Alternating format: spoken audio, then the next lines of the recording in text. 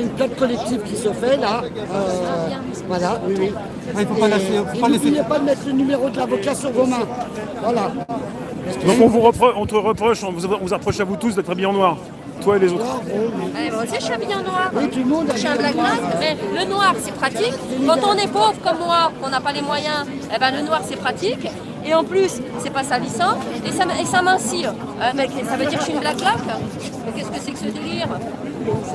Non mais tu vois, il y a vraiment une dérive.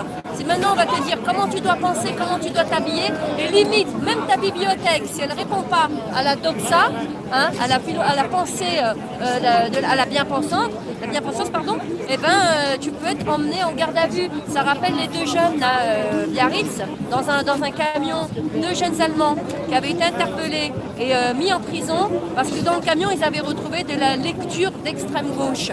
Mais attends, moi tu viens dans ma bibliothèque, il va falloir que je lise quoi? Que je lise leurs conneries là? Ça m'intéresse pas. Moi je suis curieuse, j'aime lire de tout. Donc il y a de tout dans ma bibliothèque. Mais ce qui est inquiétant, c'est qu'aujourd'hui ta lecture, elle peut t'amener en prison. La façon dont tu es habillé, là elle est en noir, moi je suis en noir, on peut aller en garde à vue. C'est un mot pour placer les gens en garde à vue. C'est pour ça que je dis que quand les gens me disent le mot rap c'est un peu fort, bah, c'est une rafle, excuse-moi, puisqu'il n'y a pas de. C'est pas fondé. C'est une rafle. Donc j'espère que les gens ont compris que ce qui s'est passé samedi est suffisamment grave pour qu'effectivement il y ait une plainte qui soit collective, qui soit faite et qu'on ne laisse pas passer ça. Parce que si on laisse passer cette dérive-là, alors là c'est la porte ouverte. Oui, ça va être pire. Demain ça va être pire. La France est bornée, il y a 7 mains arrachées.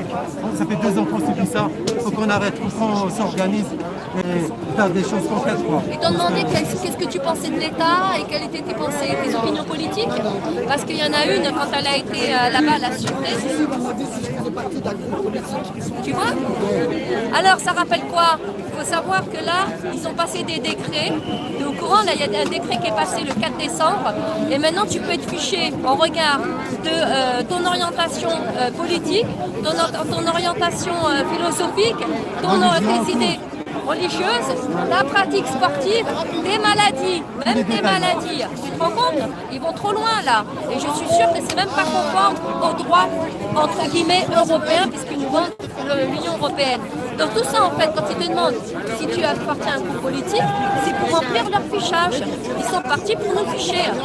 Et il y en a une, elle me disait qu'à minuit, à la sûreté, elle a été réveillée et on lui a dit qu'est-ce que tu penses de l'État? Et on leur posait des questions comme ça. Donc vraiment, moi je suis désolée, c'est une rafle. C'est une rafle. C'est le KGB. En fait, on a emprunté les méthodes du KGB. T'as un médecin, parce qu'il conteste, il est interné de force. Et forcément, qui dit internement, ils sont en plaisir. Ils te mettent les produits chimiques, l'option médicamenteuse là, qui va te déglinguer le cerveau. Ça, c'est les méthodes du KGB. Hein. On en est tombé. Il faut faire du chiffre, tout simplement. 142 personnes arrêtées. 90% c'était pour rien. Il n'y a pas que le chiffre. Pacifique. Il n'y a pas que le chiffre. Oui, il y a le chiffre. Il y a une obligation de résultat parce que Macron il voulait du résultat. Mais il y a une dérive aussi derrière avec le fichage. Le fichage on regarde les opinions politiques, religieuses, philosophiques, etc. Mais c'est grave. Non, ça va plus du tout là. Alors, je vais te raconter quelque chose qui est drôle. Au moment où on a stipulé la garde à vue, Bien Nadia, bien écoutez bien. il remplit. Écoute. Il remplit. Il doit pas remplir le papier. Parle un peu fort, Et puis, je dis, pourquoi vous n'avez pas changé le motif? Pourquoi vous avez changé le motif au début c'était parce que j'étais en noir et après c'était gna. Je dis pourquoi vous avez changé le truc? Je dis par contre vous pouvez mettre on m'a kidnappé. Parce que on m'a kidnappé. Alors il lève la tête et puis il y avait tous les flics qui étaient là, il dit police, elle appelle la police. Moi je fais, oh bah non, pas la police, ils sont incapables d'arrêter les pédophiles, incapables d'arrêter les violeurs, incapables d'arrêter les dealers. Alors non, moi j'appelle la police, ils sont incapables. Ils ont tous été... T'as bien fait de dire ça. Voilà, mais c'est ce qu'il faut leur dire. Voilà. Ouais, c'est ce qu'il faut dire.